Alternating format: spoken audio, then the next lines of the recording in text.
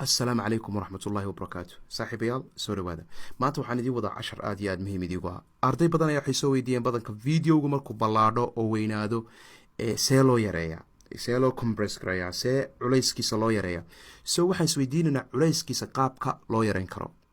culayskiisa waxaa loo yareyn karaa waxa weeye si simple ah waqti kaaga lumayn programmad u baahnayn ayaan i tusi doonaa haddii alla idin maanta so marka ugu horeysa VLC baan isticmaalnay inaan ku yaryareyno waxaa soo kicisaa VLC programka la dhaho VLC media player kaaga soo kici VLC ga markaa soo kicisid horta waxaan eegayaa hal cashar iyo inta uu la eg yahay halka cashar ayaan soo qaaday halka cashar tusaale ahaan waa lesson 10 kaas oo kale oo web design ah properties baan idhi intuu la eg yahay eega waa 74.8 megabytes uu badan yahay so waxaa la igu yidhi yareeh kaawena iska yareysid so waan fakaray tanaa soo kicinaya media ayaad ku dhufanaysaa barta ay ku taalo media ayaad ku dhufanaysaa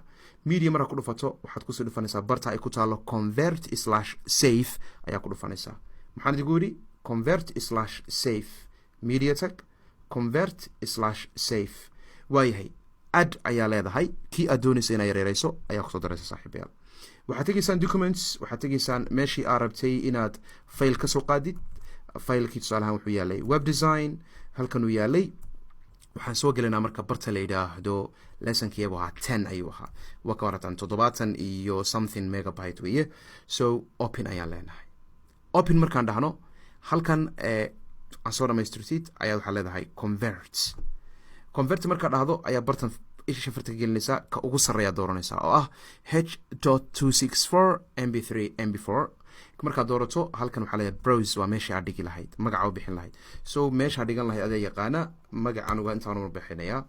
bes magacii meesha ku save garaysan lahayd meel kale ku save garayso ama desktopka ama meel kale kadibna save iska dhe kadibna waxaa dhahaysaa start markaa dhahdo wuu wadayaa eeg wuxuu soo bilaabayaa halkaa hoose wuu wadayaa wuu yareynayaa halkan lafteeda codka iska dheere codka kordhiso so video markuu dirsami waayo ama cod uu kuu dirsami waayo halkanaad ku yareysan kartaan saaxiibayaal so intaasna waa faa'iido dheeraada so waan sugaynaa markuu dhammeeyo inta uu noqdo iyo ilaa inta uu gaadhayo ayaan sugaynaa okay aan sugno marka uu dhammaystirana aan eegno videogaasi inta culayskiisu uu yahay so marka aan eegno sida uu noqonayo wuu dhameeyey markuu dhameeyo kadibna waan iska xidhaynaa okay waayahay